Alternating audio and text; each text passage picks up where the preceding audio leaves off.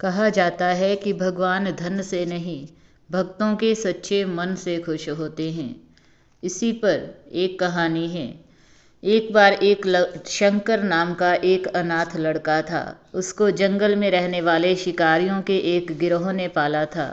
उसके पास कोई औपचारिक शिक्षा भी नहीं थी। वह केवल एक चीज जानता था कि उसे कैसे जीवित रहना है, कैसे शिकार करना है और उनको मारना तथा जंगल के फलों को खाना और नदी के पानी को पीकर अपने आप को जीवित रखना जानता था। एक दिन वह अपना रास्ता भटक गया और उसने देखा कि कुछ लोग नदी के किनारे पर बने एक पत्थर की आकृति के चारों ओर जोर जोर से चिल्ला रहे हैं।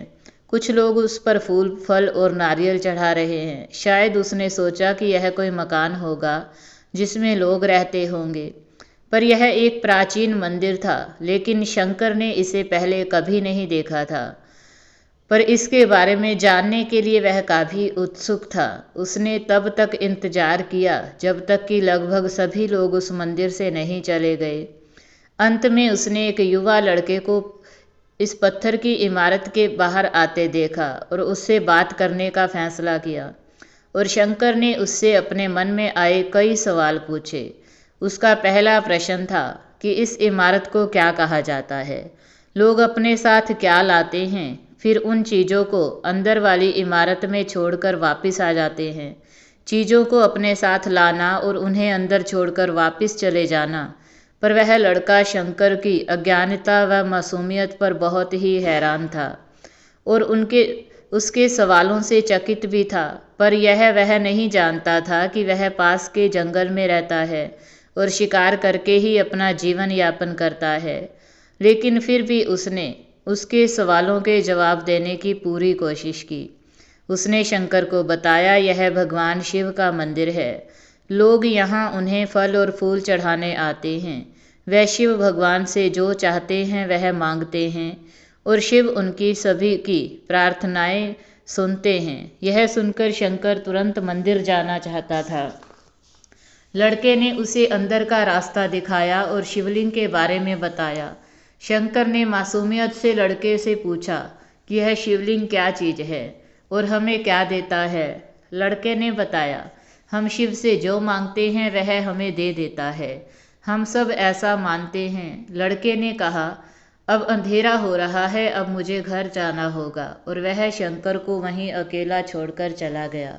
शंकर ने झिझकते हुए मंदिर में फिर से प्रवेश किया। वह एक कोने में बैठ गया और सोचा, एक पत्थर किसी को वह चीज कैसे दे सकता है जो वे चाहते हैं। इसलिए उसने इसका परीक्षण करने का फैसला किया और उसने पत्थर की प्रतिमा से कहा, हे शिव, कृपा मुझे पर्याप्त शिकार करने दें ताकि मैं भूखा ना रहूं। मेरे पास आपके चढ़ाने के लिए कोई फल या फूल भी नहीं है, लेकिन यदि आप मुझे शिकार देते हैं तो मैं उसे आपके साथ साझा करूंगा। मैं वादा करता हूँ कि मैं आपको धोखा नहीं दूंगा। उसने घोषणा की। अगली सुबह शंकर शिकार करने गया। उसने पूरा दिन शिकार की तलाश की, लेकिन उसे कोई शिकार नहीं मिला। वह भूख से तिलमिला रहा था। वह काफी निराश हो गया क्योंकि उसे कोई शिकार नहीं मिला था। दोपहर हो चुकी थी। अब उसे लगने लगा कि मंदिर के लड़के ने उससे झूठ बोला था। फिर भी उसने शिकार जारी रखा। जैसे ही शाम हुई, उसने 2 खरगोशों को अपने बिल में से आते देखा। शंकर ने उन खरगोशों को मार डाला क्योंकि उसने शिव भगवान से वादा किया था कि वह अपने शिकार को साझा करेगा। वह मरे हुए खरगोशों में से एक के साथ मंदिर गया। देर हो चुकी थी और मंदिर सुनसान था। शंकर ने मंदिर में प्रवेश किया और जोर से कहा, कृपा आओ और अपना हिस्सा ले लो प्रभु, आपके लिए मैं लाया हूँ। वह वहाँ बैठ गया और अंधेरा होने तक प्रतीक्षा करने लगा, लेकिन भगवान प्रकट नहीं हुए। शंकर को भूख और नींद आने लगी और उसने खरगोश को मंदिर में छोड़ने का फैसला किया। अगली सुबह जब लोग मंदिर पहुंचे तो उन्हें शिवलिंग के सामने मरा हुआ खरगोश मिला। भगत बहुत परेशान थे। यह यहाँ कौन लाया है? उसने हमारे मंदिर को अपवित्र करने की हिम्मत कैसे की? उन्होंने खरगोश को बाहर फेंक दिया। अगले दिन शंकर अपनी भूख मिटाने के लिए जंगल में शिकार करने गया, लेकिन इस बार उसकी किस्मत अच्छी नहीं थी और उसे शिकार भी नहीं मिला। उसने सोचा आज रात को मंदिर जाना चाहिए और शिव से पूछना चाहिए कि उनको खरगोश का भोजन कैसा लगा। शंकर यह पूछने के लिए मंदिर गया। जब वह मंदिर पहुंचा तो उसके आश्चर्य का कोई ठिकाना न रहा। उस रात मंदिर में लोगों की भीड़ थी। शिवरात्रि की रात थी, लेकिन अबोध शिकारी लड़के को इस बारे में कुछ भी नहीं पता था। शंकर ने चारों ओर देखा और उस युवा लड़के को देखा जिसने उसको मंदिर के अंदर शिव से प्रार्थना करने के लिए कहा था।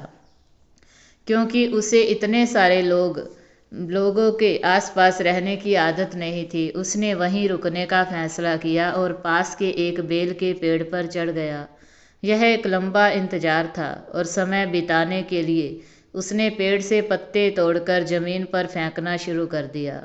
उस अज्ञात पेड़ के नीचे एक छोटा सा शिवलिंग था जिसकी पूजा लंबे समय से नहीं की गई थी। शंकर के द्वारा फेंके गए बेल के पत्ते उस शिवलिंग पर गिरे। शंकर भजनों से मंत्र मुग्ध हो गया और धीरे धीरे साथ साथ गाना और पंचाक्षरी मंत्र का जाप करना शुरू कर दिया। रात भोर में बदल गई और सभी भक्त मंदिर से चले गए। शंकर पेड़ से उतरा और मंदिर में प्रवेश किया। उसने देखा कि शिवलिंग की आंखों पर लाल निशान थे। वे कुमकुम के थे जो लोगों ने लगाए थे, लेकिन शंकर को यकीन था कि शिव को उनकी आंखों में परेशानी हो रही है। उसने शिव की खेदजनक स्थिति में के रूप में जो कुछ भी महसूस किया, उसके लिए उसे बहुत दुख हुआ।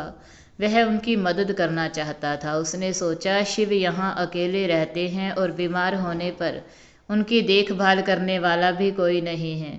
जब तक भक्त उनसे मिलने नहीं आते उन्हें भोजन भी नहीं मिलता।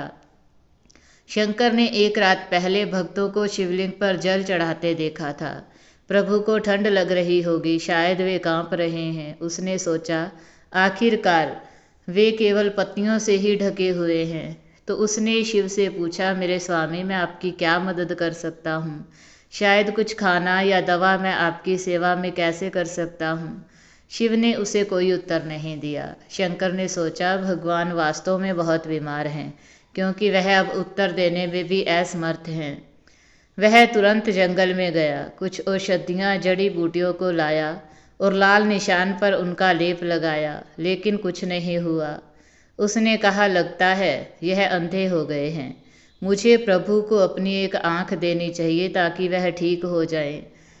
यह निश्चित रूप से उन्हें खुश कर देगा। उसका दिल पवित्र था और उसने वहां शिव के हाथ में रखे त्रिशूल को उठाया और त्रिशूल को अपनी दाहिनी आंख की ओर ले गया और अपनी आंख को निकालने का प्रयत्न किया। शंकर अनपढ़ था, उसे मंत्रों या पूजा के उचित तरीकों का कोई ज्ञान नहीं था, लेकिन उसकी भक्ति की कोई सीमा नहीं थी। जैसे ही वह अपनी आंख निकालने वाला था, शिव अपनी पत्नी पार्वती के साथ प्रकट हुए। उन्होंने पार्वती से कहा, इस भक्त शंकर ने अनजाने में शिवरात्रि पर उपवास किया, बेल के पत्तों से मेरी पूजा की और साबित किया कि उनका दिल बेदाग और पवित्र है। मैं अपने इस भक्त पर काफ़ी प्रसन्न हूँ। शिव भगवान ने शंकर से कहा, तुमने मुझे अपनी मासूमियत के कारण जीत लिया है। प्रभु ने मुस्कुराते हुए कहा, लोग मुझसे हर समय झूठे वादे करते रहते हैं और कुछ ना कुछ मुझसे मांगते रहते हैं, पर जैसे ही उन्हें मुझसे मांगी चीज़ मिल जाती है तो वे मुझे भूल जाते हैं। दूसरी ओर तुमने मेरे साथ एक सच्चे इंसान की तरह व्यवहार किया और यह वास्तव में बहुत ही दुर्लभ है। अब से तुम मेरे इस संसार के सबसे बड़े भक्त माने जाओगे और तुम्हारा नाम मेरे साथ सदा जुड़ा रहेगा। तुम कई सदियों तक जीवित रहोगे। इस बात को कहकर भगवान शिव और माता पार्वती अंतर्ध्यान हो गए। तभी से लोग शिव के साथ शंकर भी लगाने लगे। तो यह थी उस भक्त की सच्ची भावना भगवान के प्रति, और भगवान भी उसकी सच्ची भावना से खुश हुए और उन्हें सदा के लिए अपना सच्चा भक्त मान लिया।